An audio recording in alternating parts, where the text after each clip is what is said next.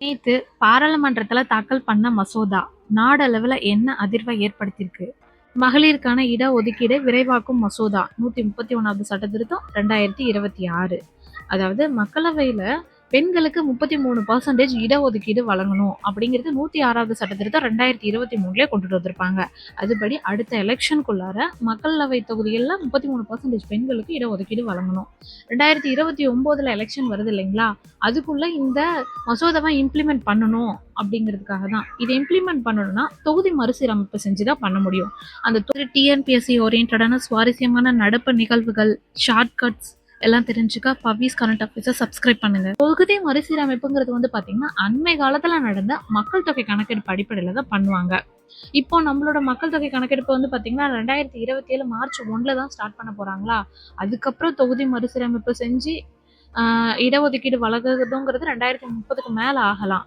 அதனால இப்போ லாஸ்டா நடந்த 2011 மக்கள் தொகை கணக்கெடுப்பு அடிப்படையிலே இந்த மறுசீரமைப்பை செஞ்சு பெண்களுக்கு இடஒதுக்கீடு வழங்கிடலாம் அப்படிங்கிறது தான் நேற்று பாஸ் பண்ண பில்னுடைய நோக்கம். அதுபடி பாத்தீங்கன்னா மக்களவை தொகுதியில 550ங்கிற சீட்டை 850 இன்க்ரீஸ் பண்ணலாம் அப்படின்னு சொல்லியிருக்காங்க.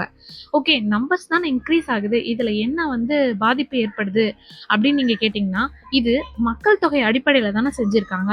அதுபடி பாத்தீங்கன்னா வட மாநிலங்கள்ல மக்கள் தொகை அதிகமா இருக்காங்க.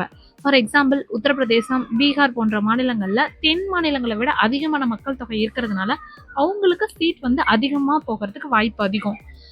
ஃபார் எக்ஸாம்பிள் உத்தரப்பிரதேசத்துக்கு பாத்தீங்கன்னா இப்போ 80 சீட்டு இருந்தது 140 அதிகரிக்கும். பீகார்லாம் 40 சீட்டா இருக்கிறது 73 அதிகரிக்கும். ஏன்னா அங்கெல்லாம் பாப்புலேஷன் ரொம்ப அதிகமா இருக்காங்க. இதனால அவங்களோட பங்களிப்பும் பாத்தீங்கன்னா மக்களவையில உத்தரப்பிரதேசத்துல 14.7 இருந்தது 16.7 மாறும்.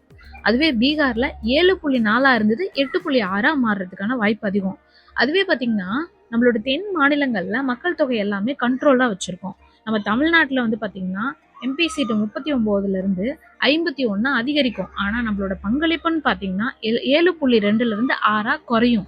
இதுவே நம்ம அண்டை மாநிலம் கேரளா எடுத்துக்கிட்டீங்கன்னா 20 இருந்த சீட் 23 அதிகரிக்கும். ஆனா அவங்களோட பங்களிப்புங்கிறது பாத்தீங்கன்னா 3.7 இருந்து 2.7 குறையும்.